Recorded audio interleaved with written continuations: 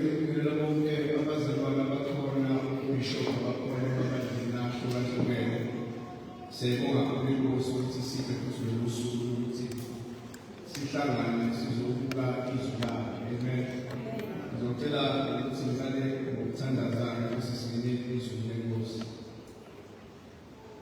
Nkosi, siyabonga ngomusa wakho esingawufanele. Siyabonga Nkosi ukuthi emanyaleni yethu nasekulahleni kwethu wena Nkosi ubone kufanelekile ukuthi usibize abantwana bakho. Nkosi, azange sikukhethe, azange sikuqoke, azange sikuthele. Izenzo zethu nempilo yethu ibivumelana nokulahlwa kwethu nokungcola kwethu. Kodwa ngomusa wakho Nkosi esingasoze sawuqonda esingasoze sawazi. That is far beyond what we can imagine. You decided ukuthi uzosindisa ngokufokisa uJesu Kristu.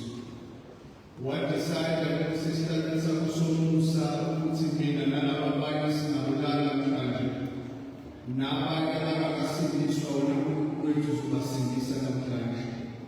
Asazi Nkosi ukuthi singabonga ngani, ngoba phela yikho into esingayikhipha sibonge, iyanele ukubonga kwethu.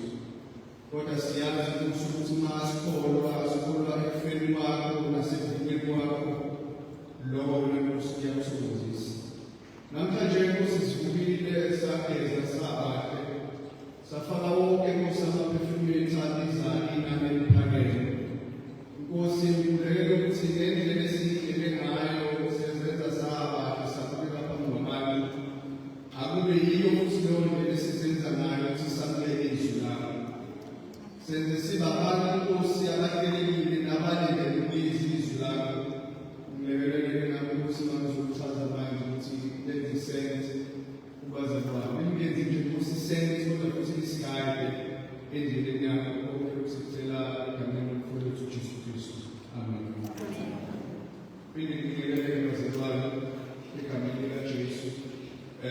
Namhlanje sizobheka indaba yesidlo.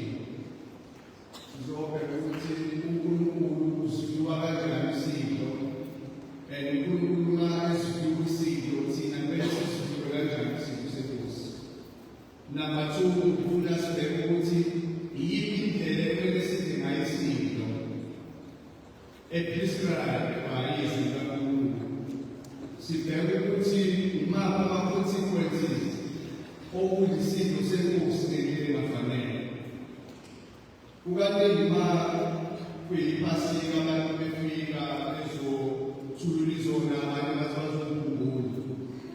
Kukanti ukuthi nabangakhona bayafika uma kufika kule nkonzo yesidlo nabo bamele ukuthi kuzange nithola nasi isidlo seNkosi abenze bazodwa, which is a great error. Akumele ngabe njalo. Kodwa uyabona ukuthi indlela ekwenziwa ngayo akusekona ukuphakamisa nokukhulumisa igama likaNkulunkulu, sekuyinjwayelo.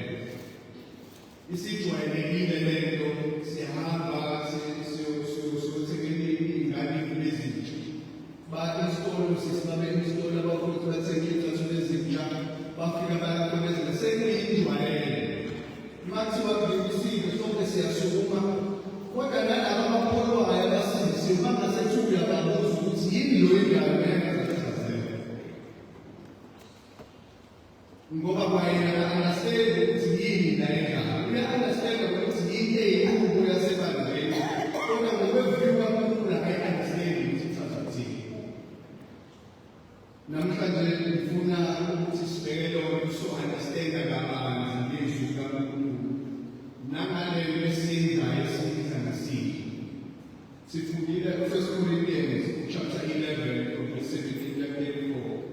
Ngizocela ukuthi nami ngifike ngifunde bese siyacathulisana ngoba usubona ukuthi izwi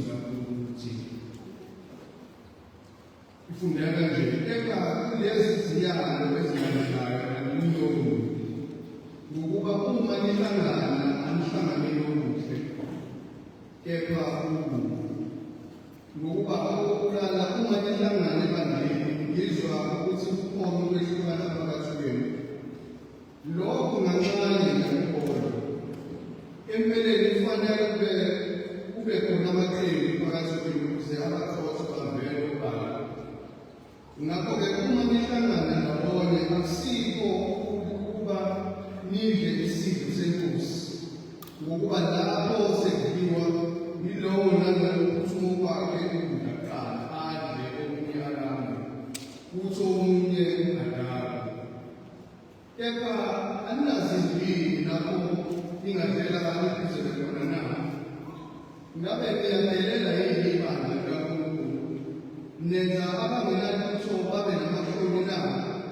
Ngizakuthini kimi? Ngimncome na? Angincomi ngalokho. Ngokuba ngabe babeke enkosini lokho engakwedlulisela kimi, ukuthi inkosi uJesu ngokusuke yakashelwa ngabo yathabatha isinkwa yabonga yasiphendula, yathi lokhu kungumzimba wami oqeshelwe mina, kwenzeni ukuba lingikhumule. Kanjalo yathatha nendebe emuva kokudla kwakusihlwa, yathi le ndebe iyisivumelwano esisha egazini lami. Wenzeni lokhu ngezikhathi zonke eniphuza ngazo ukuba lingikhumule. Ngokuba ngaso sonke isikhathi lapho nidla lesinkwa niphuza le ndebe nimemezela ukufa kwenkosi izibuye.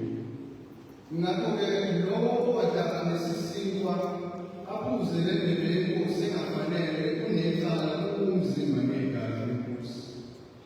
Kepha umuntu ungakazitole yena bese edla lesi sinkwa aphuze le ndebe, ngokuba kodwa aphuze uzibeka aziphuzele icala uma engawuhlukanisi umzimba wenkosi. Ngenxa yalokho abaningi phakathi kwethu babuthakathaka bayadlula, abaningi sebafa. Kepha uma sizehlulela thina ngeke sedlulele. Kepha ngokwehlulelwa yinkosi siyayala ukuze singalahlwa kanye nezwe. Ngakho-ke bazalwane bami, uma nibuthana ukuba nidle anonindaba. Uma omunye elambile makadle ekhaya ukuze ningabuthaneli kahle. Okunye-ke okuseleyo sengiyakulungisa mhlawumbe kufika lapho. Amen. Uma uPaul ebhalela abazalwane baseKorinte, yabantu engithi practical guide ibanga lemali kusesikhathi sokuso. Ama-issues owathola emabandleni noma ebandleni laseKorinte, amanye ayashaqisa, amanye ayathusa, uzwile ukuthi ngempela labantu bayakholwa yini. Indlela abenza ngayo noma indlela ababenza ngayo. Uma uPaul ebhalela abangani babhalela abafana nokudla isidlo senkosi. Uma sibheka nje namavesi okuqala namavesi 17-19, uPaul uthi kepha kweziziyalo ezilandelayo ngimncome. Kuwona uChapter 11 uPaul verse 2 ebalulekile ukuthi uyababonga ukuthi nazo zonke izinto ayidingayo banakekele. Bazalwana ababayo bazalwana abanakekela bona. Kodwa mase kufika indaba yesidlo senkosi esezwile uPaul ukuthi kukhona into eyenzakalayo lapha eKorinte, uthi kulokhu okulandelayo ngimncome bazalwane. Ufake isipili uPaul ngenxa yezinto asezwile. Uthi uPaul kepha kwezinto ezilandelayo angimncomi ngokuba nihlangana ngokuba uma nihlangana anihlanganele okuhle ephukule. Iphephose enkulu yokuhlangana kwabo kwakumele kube kuhle kudliwe, celebrate kudliwe isidlo senkosi, kukhunjulwe inkosi. Uthi ukhona ngimncomi lapho ngoba nina njalo nihlanganele okuhle. Nihlanganele okuhle. Indlela enihlangana ngayo nenza ngayo isidlo senkosi, that is meant ukuthi benefits abazalwane phakathi kuKristu, nina nenza ngendlela noma. Anihlanganele okuhle kepha nihlanganela okubi. Kubalulekile ukuthi sazi ukuthi indlela isidlo sazidliwa ngaso ngaleso sikhathi asifani nesamanje. Yabona ukuthi namanje masedinga isidlo kulanela ngishola isidlo samthethela lapho umuntu athathe bese siyalingana asikhona usula sidle ndawonye. Kodwa ngaleso sikhathi kunale lethiwa ilapha feast noma i-agape feast la njalo kuphela isonto for example ukuthi abazalwane babezohlangana kwenza i-meeting isetho ngale ikamfula bazofika abazalwane abazishi ababekubishi ngakho ukuthi ikhona into ehlanganisa abantu abanjalo kunabantu abaqebile nabantu abapesa amasiteki besebenzela abantu uma befika inafisa eyenzelelwa ukuthi bahlangane abazalwane babuse ndawonye bande ndawonye and then lapho kusona leso sitho mase kuba khona lento kuthiwa isitho senkosi mase benza isitho senkosi kodwa ilafisi noma i-agabefisi wazimele ukuthi number 1 ibandla libe unified, number 2 bakwazi ukuthi bonke ngani isitho senkosi. Ma kubona bese dila nabantu kube dila na abazalwane baseKorinthi uyabona ukuthi ekuhambeni kwesikhathi ukuthi kuba khona ama-division kunabantu abazithi babethele basebethekela bona kubeningi ngokwabo badeqala babashiya abanye ayisekho i-unity abasafana Kristu in the end. Ingakho sikhole angikhomi lezindlela ezilala ngoba ngihlangane lomuntu mase singokuba oqala aseyaba uma ngihlangane abantu ngizwa ukuthi kukhona ukwehlukana phakathi kwenu lokho ngamncane ngakhona kunama-divisions asekhona ngemali ubona ekhoneni eshumayela eyavuka ibandla abaningi imfundiso uyabanika inqubo yokuthi kukhonzwa kanjani izinto zenziwa kanjani ngokuhamba kwesikhathi abazalwana bayayijwayela lento abasayenzi ngendlela abafundiswe ngayo abanye sebedevelopha lento yokuba selfish basinayela kanjalo lento i-selfishness yabo sikhoza ama-division sekunabantu abathile abanekekebanela abanomdukana wabo asebeneqala kunabaphuma abesipidi basezodliwa ngokuthi emefika bathenga laphosa yakhe bothi-ke ngizoyibekekeleni mase nokuba nje siqinisekiswa sizoyaqala siyokuqala leyo iyayikhoza i-division ebandleni baqala lapho abanemaliso abangaqedile bayabuza ukuthi manje thina ithini into yethu sesihleli sodwa nje thina siyinakekele lapha asisenayo into yokudla abanye nababathatheli nabangababo abanye basematafuleni abo uthi ukhona uma nihlangane ebandleni ngilizwa kuthiwa kukhona ukwehlukana phakathi kwenu ngibona ukwehlukana nokuwabhala lokubeka lokudla ngokuhlukana namaqeqebana abalandeli bemvumbana abaklasi ibizwa nge-classism laba ngeke eklasi lo angekho ngathi emsondanalo lo wili-gate lo seklasini abazalwane labo ababebezela ujesu abasindisiwe kodwa bakhoza ama-division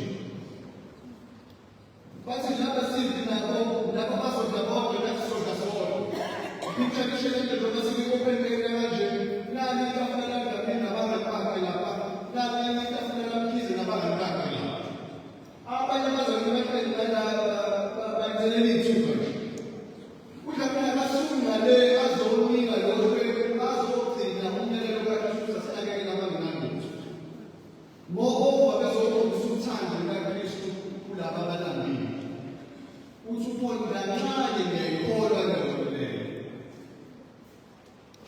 kancane ngiyayikholwa leyo ngoba ukhona uyabazi vele labazalwane baseKorinthi ukuthi banama-issues from time to time lento mayifika kuyena kuthiwa kunama-division uthi ngiyayikholwa kancane leyo ukhuluma ezomuntu ukuthi partially yes ngiyayibona lento engishoyo kodwa ngizofuna uphinde ngize kumina ngiyibone ngokuphelele ngiyihlole lento eniyenzayo ukuthi ukhona uma nihlanganele okubi nihlanganela okubi maseyasazi isizathu ngoba uma niye bandleni niyohlangana kuba khona phakathi kwenu abazalwane kuhameni sibisheni izinto ey'dliwayo abanye abazalwane abasambezi uKristu as i-unit yebandla ngokufa kaKristu ukuhlanganisa ibandla ngokwakho umndeni oyibandla lesiyibona namhlanje ma kuba khona ama-divisions nama-faction phakathi izoba kanjani ibandla likaKristu ngeke yini uyakhumbula uJesu bemkakhiza bethi ukhipha amadimoni ngezibovu wathi ukuthi umbuso omayidlulelana uzoma kanjani ngeke kwenzeke kanjalo nabazalwane baseKorinthi basebeqala ama-divisions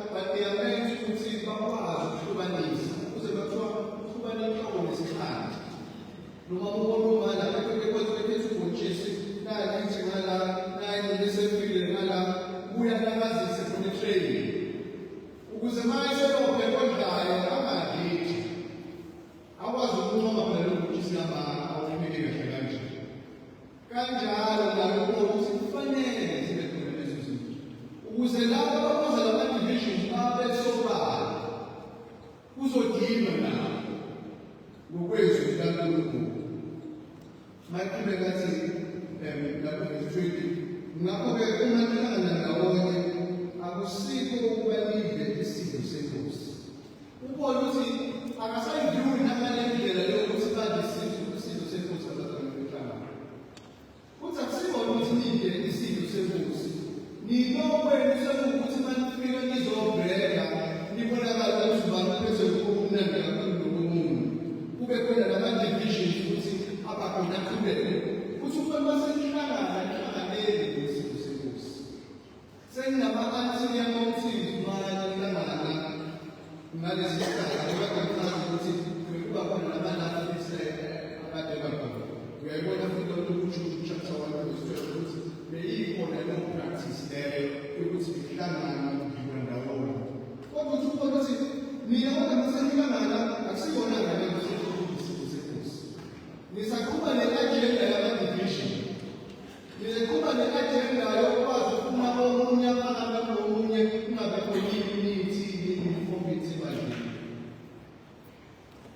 Uvesi 21 athi ngokuba lapho sekudliwe nayinkinga khona. Lapho sekudliwa yilowo nalowo uthuma kwakhe kuqala. Adle omunye alambe utho omunye adala. Mase kuzodliwa khona kumaqala. Akwani sebandleni abantu sisihlekana. Ngoba kakhulu chapter 1. Mase kuzobhawa ngokuyazela ukuthi ukuthi kumaqala ukusho lokho. Namusubele ngendlela nomnyama. Kodwa usubone nayo inkinga leyo lapha. Le division iqala la.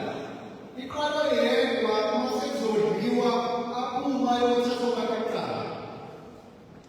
Isetting lapha kufanele ukuthi ngokuhlelana kanje ngale sekunendawo leziphelele. Itafula leziphelele kwabazalwane ukudla sekubekiwe nalabo abafikayo ababethebele ukudla baphele. Kodwa uyabona ukuthi shuthi okuzwana labo bebefika bephethe ukudla omunye wayeposition ukudla kwakhe masenkumaqala ngithola ukudla kwaphuma kanjani. Akanawo lesenzo ukuthi asilinganeni bazalwane siphume sonke base siyonke. Ababenalo ukuthi ubheke ukuthi kosembusisana kuna siyodla ngokudla engithengile ukuyina nawo kanye bazalwane. Yayiphoza ama-division ebandleni. Uthi uJesu uthi uPaul ngokuba lapho sekudliwa yilowo nalowo uthuma kakhulu. Adle omunye nawo. Lokhu yadla nje ngishele sekubala upicture nje nabufika nomuzi wami. Ubeke nje ngaphambi kwamakhulu. Mase kufika sengikhipha la kuya kawunisi izona barbecue. Nabo umzala lapha kade lokho ngikhepha nje. Sithi siyayibonga inkosi. Ulambi nomuntu. Uyibonga kanjani inkosi kalokho kudla bakho umzala lelambile. Uphuthuma qala lokuqala ukhombela kwesakhe. Uyabona ukuthi ziningi izonke zaseyithandela ngabazalwane. One of izolo was being selfish. Lesi ibona lapha kuGalatians chapter 5 akhuluma ngakho ukuba selfish. Ukuthi lokho kuba selfish kuyimpawu letheza lenyama. Basebekhala ngabazalwane. Asikho lokho adle omunye alambe ukuthi omunye adala. Bese ngalabawe ngempela nathi ngishana ngejuice. Wayini lokuthenga ekhona. Mayifika shithi kuzimala ngale yokugijima kwakhe shithi somile befika lapha shayela sokuqala ewayini. Adle baze beqinise badala. Uyanothisa ukuthi uPaul ayiveza kakhulu uveza indaba yokudala. Akayiqali indaba yokuthi bathi uziwayini. Uthi bayaya kodwa mase efike lapha uzibala kana. Uyakhuluma balambile abantu abazalwane. Bayadinga abantu abazalwane akasavezi umsebenzi kaKristu.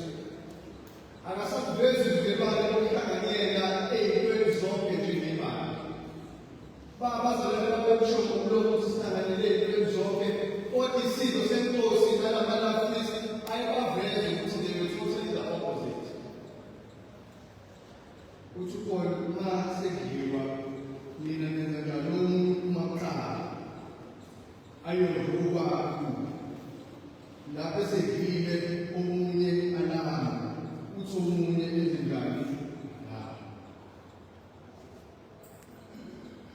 mawuyebuka laba manje umzalwane yayingekho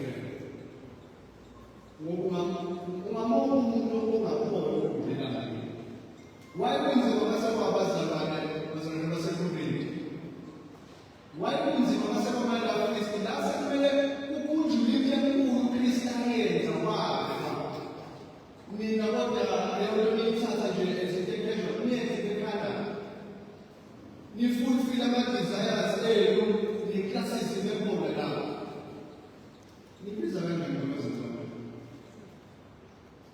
uma kanjani sesindisiwe umzalwane uma wenza into kanje bazalwane basekhulwini ingani isikhulu lezi iyala engazelani umthomo angikuthola ukuthi because ama-division angikuthola ukuthi ninabantu basukudla ngingakodwa abanye bayalama ngiyona futhi kwabona lokho kudla lokho uma usudlile okunye futhi aphinda dala wenza isolo phezu kwesine uyayiveza nje ukuthi wena impilo ayithandele nje isolo kodwa uyibiza ngomzalwane indlela ekumele ngabe kudliwa ngayo nendlela ekumele ngabe kwenziwa ngayo nina nenze okuphambene nalokho inkosi ukuhamba kanjalo nina nishona kanjalo uyabona nendlela uPaul indlela abhala ngayo nethoni yakhe manje ifunda ukuthi uPaul is disappointed in his name alabazalwane ukuthi awugcini bazalwane ukuthi nenzile kanjalo isibindi sokuthi nenzile kanjalo uKristu yena alifela walenza nawo umzimba wakhe ngiyawuhlukanisa nalama-exteni enjenzayo ungafanele ukuthi yabaninazo yini izindlu lapho ningavela khona na ukubona ubuza rhetorical question banazo izindlu abakade ababethezele ngalezo zikhathi ubona ukuthi awukwazi nje ukuyoyenza kwakhe lokho ukuthi udle uzudaba yamafunda awuyenzi nami kwakhe wayulinda uzufike ebandleni wayulinda ukuthi ube khona olambile ukuze uzokwazi ukuflexa ama-muscles akho ukuthi ubanazo izinto bazalwane and ngiyuve ukuthi abantu babenza izinto umbuzo ongayidingi impendulo ngoba impendulo vele bayayazi ingakathi ebanazo yini izindlu lapho engingazela kuzele khona na ngabe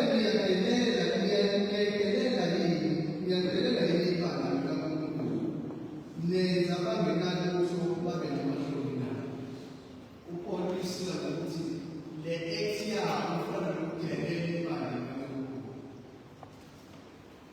ma udelela ibanga likaNkulunkulu udelela uNkulunkulu direct ukuthi yazi bazalwane ngoba noPaul naye bayakhoba bazalwane ebabulala eqeda ngabo uJesu wayefike ukuthi indoda umjahela ngokuphela kodwa wena ufeke ukuthi wayekhupha ibandla likaKristu mawuthi ibandla likaKristu uthinta nemqondo uthi uPaul ngiyadelela ibandla likaKristu ayidingi impendulo leyo uyabatshela ukuthi impendulo siyadelela umzimba kaKristu ngidelela uKristu uqobo ibandla lifanele kwalendlela bayile yodwa nalesenzo senu nalobi ngaso nidelela ibandla likaKristu nidelela ibandla likaKristu uzathi beqhubeka ngizakuthini ngimncome angimncome uPaul uthi yini konje ngayisho yini noma ngapha amagama mhlawumbe ngawasho mina angazolaka ngabona umbone la serious esofike enyenzayo ngimncome ngalokho ngeke ngimncome ngoba vele isenzo sabo nezenzo zabo zangawalanga ukuthi bangcono kodwa zangawalanga discipline zangawalanga correction ngoba bona sebekoza ama-division ebandleni uyacabanga ukuthi ukhanya uthini noma wayekhala uthini noma ulambile enkosini ufikile ebandleni bahlanganile kuyadliwa uzothandaza thini enkosini ongathini enkosini ukhanya uthini enkosini ukuthi nawe udlameli lapha udle esakho esibhabhubha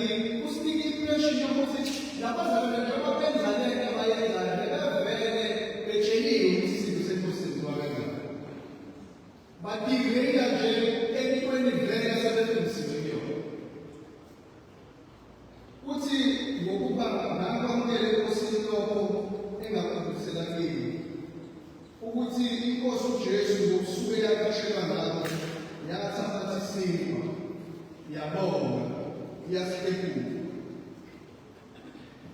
Beqhubeka wayesethi lokhu umzimba wami ohleshulelwe yini, kwenzeni lokhu ukuba inkumbulo. Then uPaul uqala kabusha noma uyakukhumbuza ukuthi konke vele isiko kwasekuqaleni lesenzelwayo. Uyithatha back and uyi-connecta to uJesu ukuthi ngosuku akashelwa ngayo noma ngosuku akashelwa ngayo, lento engiyikhumbuzayo yona uJesu naye wayena. Uyi-connecta kuJesu lento, uyi-connecta nasekufeni kwakhe. Uthi njengoba nginamenza lezi zinto ngokuza lama-division, khumbula ukuthi uKristu ukuthi ngosuku akashelwa ngazo wahlekula isiko. Wathi lo umzimba wami ohleshelwe ngenxa yenu. Uyabakhumbuza uPaul ukuthi lento esiyenza la i-serious. I-serious isenzelwe ukukhumbuza ukuthi ubani kahle vele introduce lento ngaseqaleni. And kunomzimba washawa, kunomzimba wabulawa ukuze thina sihlanganyele lekambiso. Uyayibona uPaul engage behavior yakho ukuthi abasekho engqondweni zabey'phelele zokwazi ukuthi kahle isiko yesayo. Ingakhathi uPaul ngokuba ngabambela lokho enkosini ngakudlulisela namini ukuthi inkosi ngosuku yakashelwa ngayo yathatha isinkwa yabonga yasihlekula. Yathi lokhu umzimba wami ohleshulelwe yina, wenzeni lokhu ukuba kube njani nimkhumbulo. Nali message enkulu yani ukudliwa kwesiko.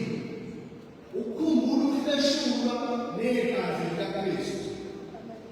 Ukhumbula umsebenzi omkhulu wokuyidela esuke ezulwini ezofela abantu abangamthandi, ezofela abantu abamsuka ngezenzo nangempilo abayiphilayo. Wadecide ukuthi uma esehleli athi nawo umzimba wami ozohleshulwa ngenxa yenu. Wenzeni lokhu ukuba ninjani ningikhumbule njalo.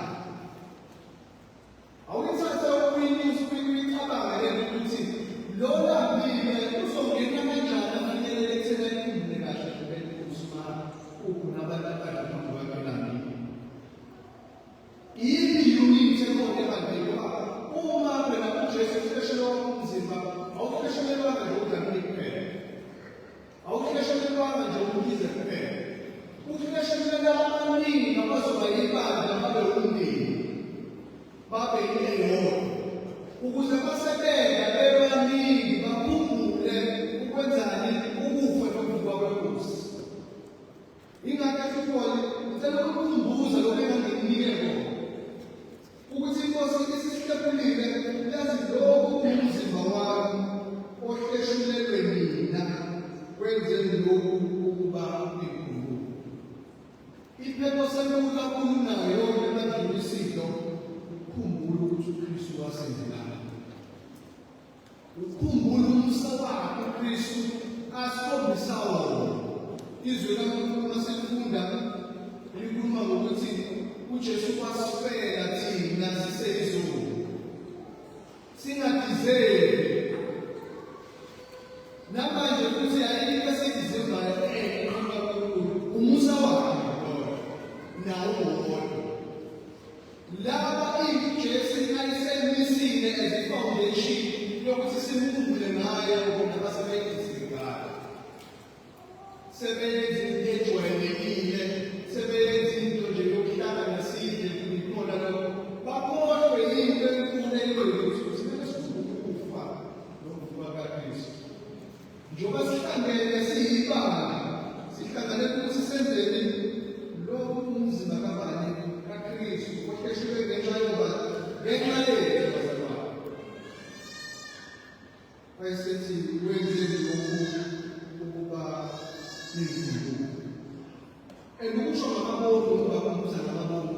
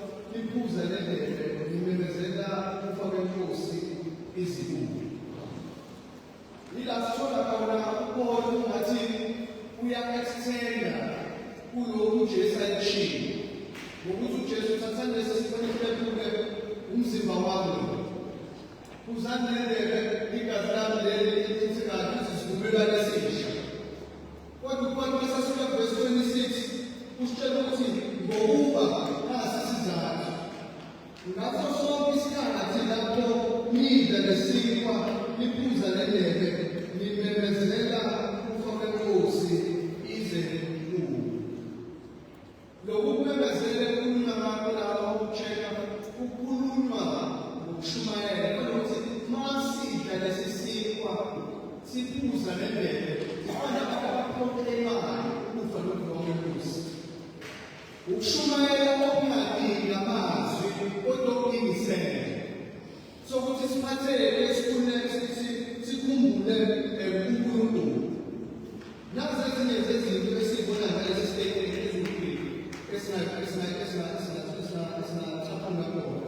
Number one, suka qinisekisa ukuthi ngempela uKristu wakho.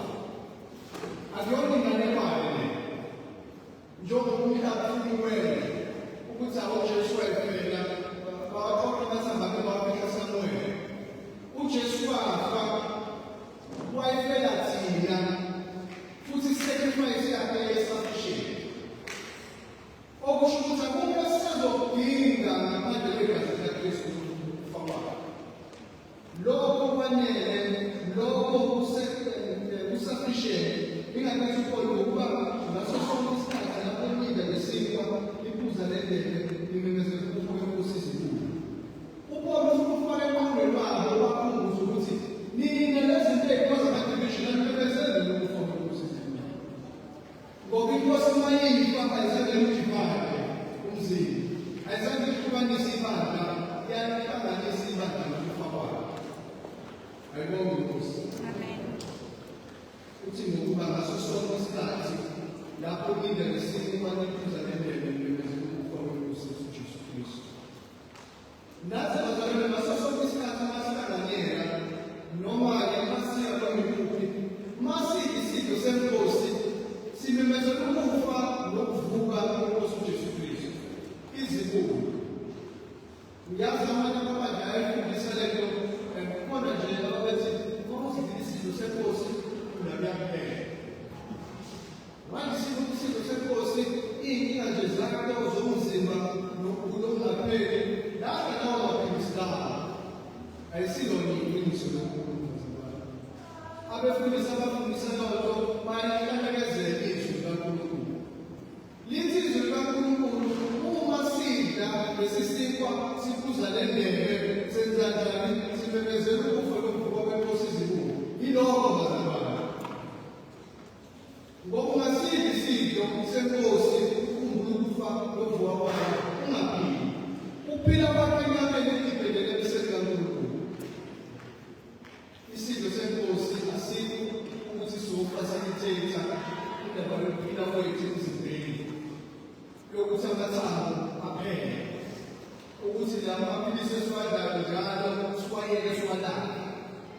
Isidlo simisiwe, simiselwe ukukhumbula ukufa nokuvuka kwenkosi uJesu Kristu. Nathi masidla bazalwane namhlanje siphela lokho. Isidlo usidla on-the-basis of ukukhumbula ukufa kwenkosi uJesu Kristu. Ukuthi wena uyisole kangakanani waze wamela etafuleni lenkosi. Waze wamela endaweni lapho ongafanele khona basekhayeni uthube khona. Uma efa uKristu ufa ngenxa yokuthi thina funa simkhumbule njalo. Ngakho-ke ngokwedla lesi sinkwa aphuze indebe yenkosi engafanele unethala umzimba negazi lenkosi. Ilakabana khona-ke nale translation yezulu. Le translation ya-1959 naya-2020. Eya-59 iyazama ngoba lithi ilo okwedla isikwa senkosi nokhuza le ndebe ngokungafanele. In an unwavering manner. Well, that's the main issue. It's the manner in which the Benjamin receives the symbols. The translation is only 20 million. The West. Well, it's here. Now, the Lord, but there's a simple accusation. Then there will be the labels and the finance. We must see my second part of the way. Before parting, semele wanapaa pengine yovumizo na pekone sikono ndio kuna sura kwa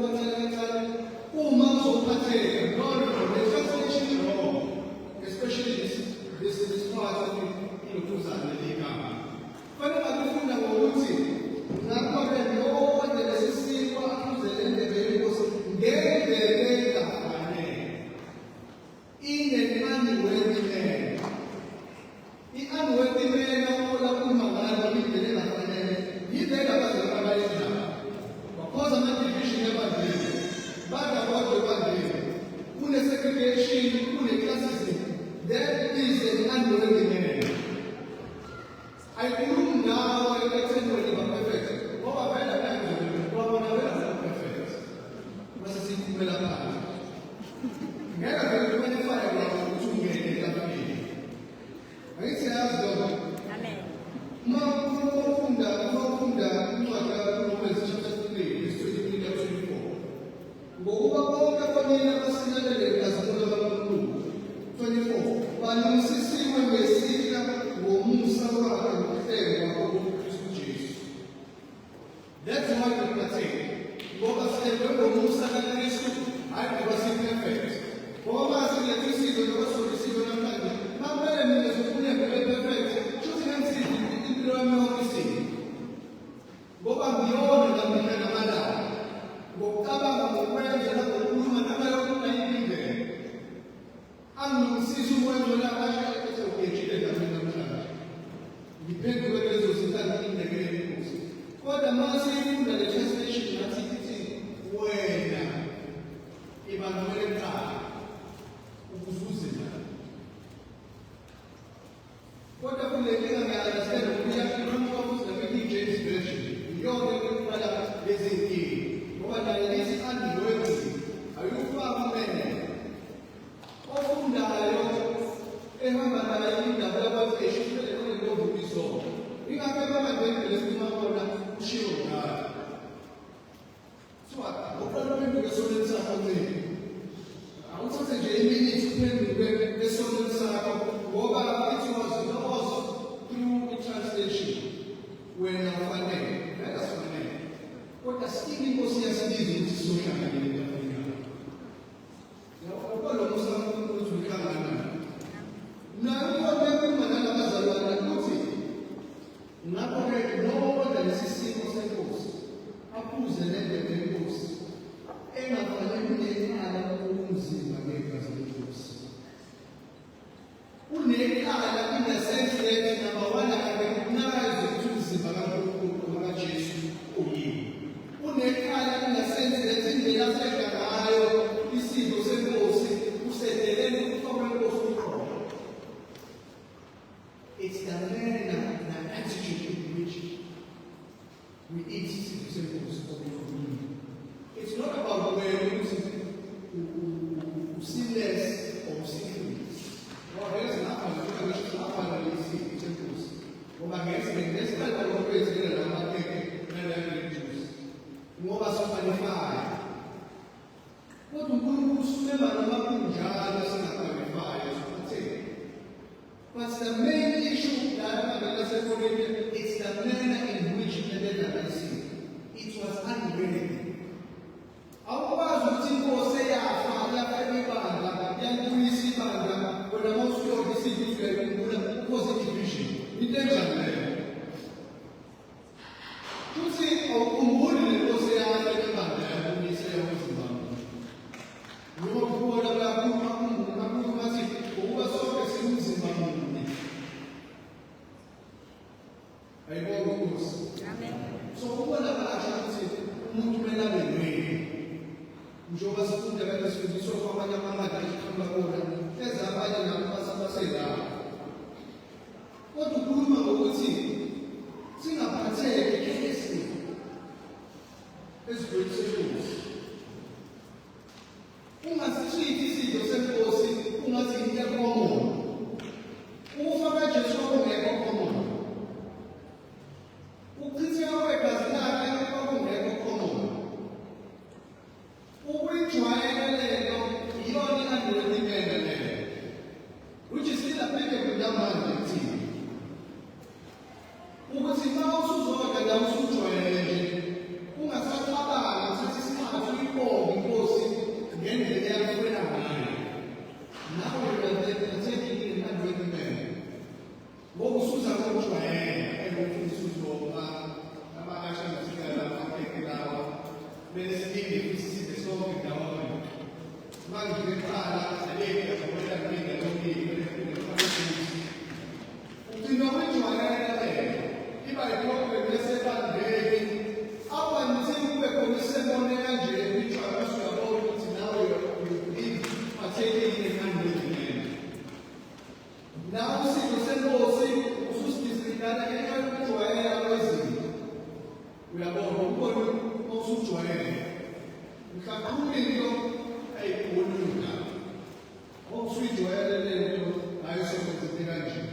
ingakhethi ukubona ngakho bekodwa lokho isiko aphuze indlela yenkosi ngokungafanele inekhala umzimba negazi basethi bethule kepha umuntu makazitholele bese edla lesi sikwa aphuze lendlela enye futhi ama-issues esibenawo la ngoba la translation ngoba ngisho often wezimele kuthiwa engafanele umuntu sekumele aqala ekhona emakhrize le doctrine-ke manje ukuthi noko naphela umakhona esonweni sakuqala ube ngcwele besiyeza la kodwa ucabanga ukuthi ezingadayinifakuyodi isinto zingakezi izinto ezabangayo ezesintu usayasola nje usayasola isinto ma uyinhleko uyahamba uyabaaqothela zosuyibona idolobha imasethi kodwa ubheke ezidlweni nenhleko kazi yakabamsela unazaliyaseke ubheke ezidlweni uyabona le ukuthi shuthi bazohamba ngokuthi ungcwele noma ungcwele shuthi yebusile but i-attitude nemanner in which ungenakho ingakhethi ukubona kepha umuntu makazitholele hlola ukuthi wena ungelona ngayisenze usenkosi uya-understanda yini hlola ukuthi wena ayinodwana abantu abafoze ngama-division ayinodwana nomngengana nomgubhana ukuthi ufoze aluyihlole wena kodwa upolitesho yakasho ukuthi jina abebezobesho njalo basakumbuza ukuthi etheke kunale kuzibuzo athi ngithemba abafundise ngakwenza yahambe kodwa uPaul la inteshoyo ukuthi kepha umuntu makazitholele bese yala zihlole masubone ukuthi nankosi bengilomu kuphana kwenkosi ngiyaphenduka sengiyona akasho ukuthi zihlole mawubona ukuthi sekunecala zalo sekunenqathana hlola uyibone uphenduke ungeke ezintsinisi ngoba inkosi isafuna benze njani baphatheke bayikhumbule ingakhethi ukhona kepha umuntu makazitholele hlole bese uyangena ezinsinisi bese ukuza nendlela athi besuthelana ngokuba odla aphuze uzingela aziphuzele icala ungenga ukuhlukanisa umzimba wamakhosi odla ngalendlela engazelanga wangayihlolisisa wangabona ukhulu nokufa kukaKristu nama-benefits okufa kukaKristu lowo muntu mayesenza ngokujwayele vele sengingena igama uyingena ijudgment ngoba umzimba kaNkulunkulu nokufa kukaKristu kusekuthatha kwa-casual sekuyinto ekhomoni Yesu Jesu wafa kwaziwa isikhombisa lasesiyonisizukwini magama usakhejwa lo muntu mayiseyoda umayikhuluma nabazali basekolile ubona ukuthi uhamba ngalokho khona nalolinthanethi engawuhloniphi umzimba kaKristu nokufa kwakhe nebandla lakhe lowo ubhekicala ngokuseyibona nokuyiredusa into enkolomo ukufa kukaKristu uyidlela icala loyo owenzekayo mayiqhubeka uvesi 8 uthi ngenxa yalokho abaningi phakathi kwenu bakuthathatha bayalula nabaningi sebaba ivyuka uNkulunkulu beke kuona seyifaka lokho ukuthi uNkulunkulu ivyuka kanjani lento abayenzayo uzivyuka kanjani isizwe senkosi uthi uPaul ngenxa yalezi zinto enzenzayo ngathi ifaka ama-steps ufuna uzowabuthakathaka bona umzimba wakhe ama-social mzimba awasayiphethe iyaphethe imese usebuthaka nje athi lokunye uyakhula hhayi ama-social mzimba sesezomaphandle kuphela sekukubi uyakhula athi abaningi sebaba uyayibona ukuthi iyaprogressa lento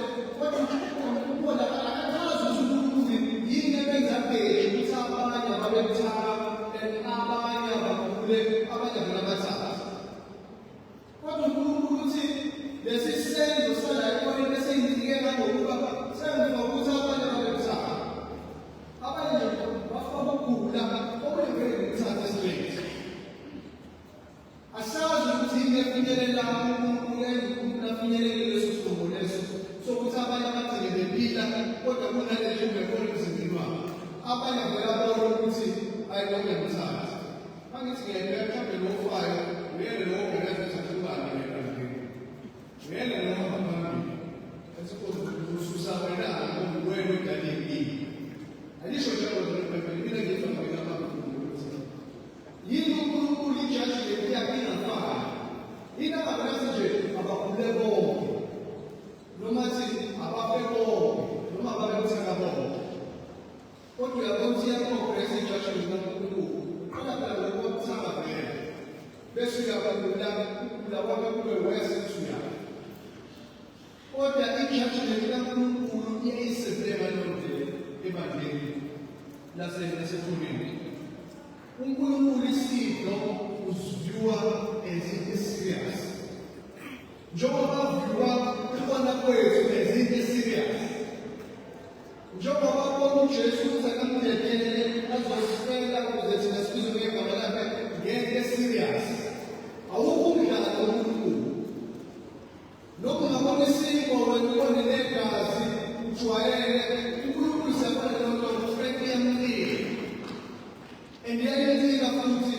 ngokwelwazi ngiyakathatha and ngiyabona uma usuyapha ikhululeke ngathi it was news to them kanti usibona nje kwefile nje inkunzi malanga inkokudlala ngesizwe senkosi kodwa uNkulunkulu ukwenzele lokho ukuze abenforce abakhumbuze the seriousness of isizwe senkosi and the seriousness of imele emele basi-approach ngayo and ayekho kudelela kaNkulunkulu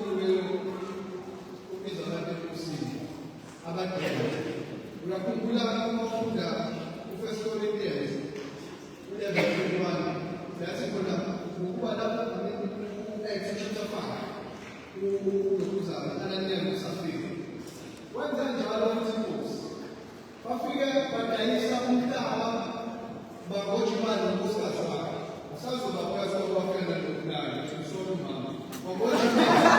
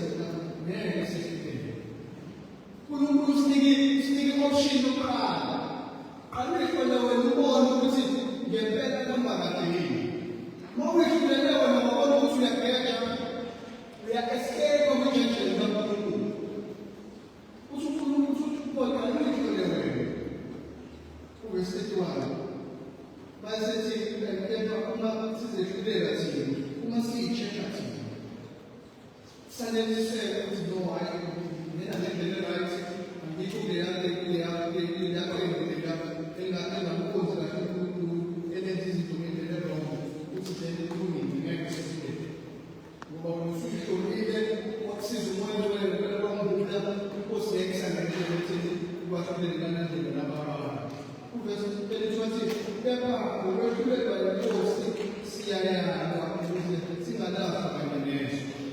inkosi mayixolela nasepolitiki basebe sebathatha ngokufa ababalaphi kodwa ngenxa yokufa koyedwa nabaningi abasele yabona ukuthi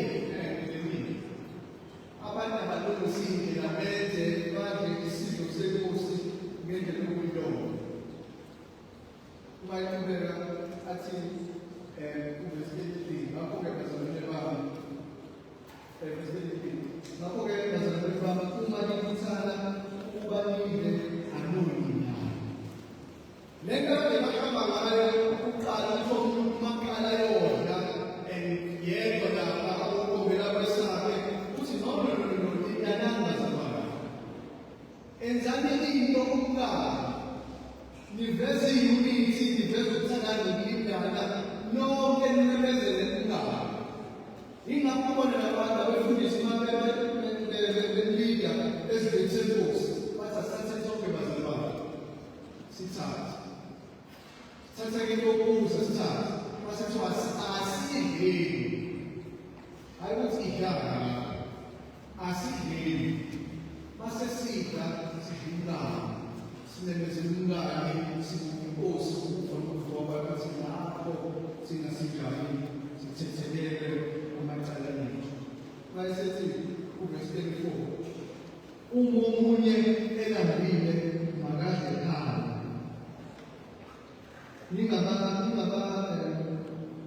ukuze ningabathaleli ukulala. Kuthi le nto eniyenza la yokudla nize nibeke phezulu ikhathi singaba sakwazi ukuyibamba nonyakaza yenze ekhaya. Mawufuna ungabangezele nge-church kakhulu sakho yenze ekhaya. Mawufuna iwayini lakho wenze ekhaya. uNkulunkulu akanankinga nalokho. Le nkinga maniyenze lokho zabanefishini la ebandleni yenze ekhaya ukuze banihlangane ningabuthaneli lapha ningabuthaneli okoyize nithi nenza kahle kanti inkosi isishaye lo-extra bathi lapha bawukulahwa ayikho indaba yakho. Mayiqhubeka mayisethi-ke okunye-ke okuseleyo sengikulungisa njalo fika lapho uPaul wayenganele wayesaba usizo bahlangana ubuso nobuso athi okunye okusele uyokulungisa lapho. Ithini le nto ngathi bazalwane bami? Ithi le nto nathi noma sesingasahlangana emalapha senze igili likaMpimeli lamasiphe kodwa the manner in which we approach isidlo senkosi is very important. Uma siya ngokujwayela senze izinto isilongo kanjani senze ngathi ukuthi vele sekuyi-program usufa kwegesi ilokhu ivangile nje ilokhu ivangithanga njalo bazalwane. Uyakhumbula ukufa kwenkosi uyamemezela ukufa kwenkosi kodwa okukhulu nakho konke njalo masidla lesi sidlo simemezela ukufa nokuvuka kwenkosi izikhulu. And isidlo is not meant for abantu abangakhona kodwa laba abakholwayo. Nawe laphana ngakholwayo osindisiwe zihlole nawe ngaphakathi ubone ukuthi ungasenzi indlela yokujwayela. Uyibone le nto yaNkulunkulu noma lesidlo sekuyinqondo yasebandleni siyangena ngonathi isidlo kubele bathatha isikhathi ureflect ubone ukuthi abanye abantu abasezoneni nabangakholwa baphila impilo njani. Wena impilo yakho injani mhlawumbe wena uphila phakathi. Lokho philo phakathi uzokukhumbula ukuthi manje wenze kahle kwenziwa kini isidlo senkosi. Ngibonga inkosi. Njalo ngoba isidlo senkosi. Akukho okudlula lokho masile isidlo senkosi siyakhumbula. Kodwa uNkulunkulu futhi ukhonsele ngendlela esisidla ngayo isidlo senkosi. Asikhuzeleke namhlanje siba abantu abazokuphatheka emanzini senkosi. Singenisuzugula ukuthi inkosi iyasithanda. Singenisuzugula ukuthi naso sikhumbula. Wena ungakholwa ungabasindiswa kodwa mawukholwa manje ukuthi ususindisiwe uyayikholwa into eshiwo namhlanje ukuthi uJesu ngempela nawafela.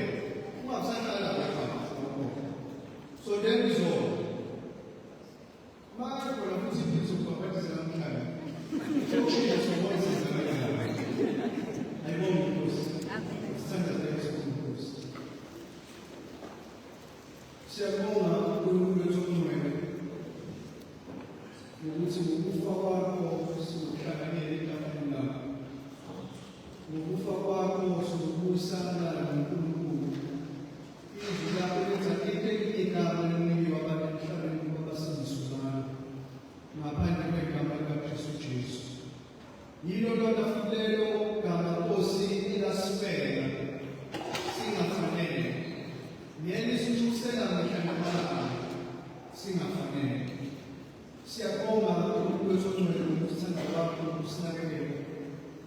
Hlolisisa zethu inhliziyo kwenkosi esenzele ezindlini sakho, hlolisisa Nkosi imiqondo yethu. Usenze nathi singene ngendlela efanelekile. Nathi Nkosi siyazi ukuthi masenza ngendlela eayiwele asikho kunyuni ekufeni, asikho kunyuni ekuthetheni ukutshala sigule. Ngoba you still take this thing very seriously. Therefore, Nkosi uqhubekela nabathi bayakholwa namhlanje. They want to partake ezweni seNkosi. Siyabamukela kakhulu, siyabonga ngakho. Siyabonga uNkulunkulu wethu ongcwele.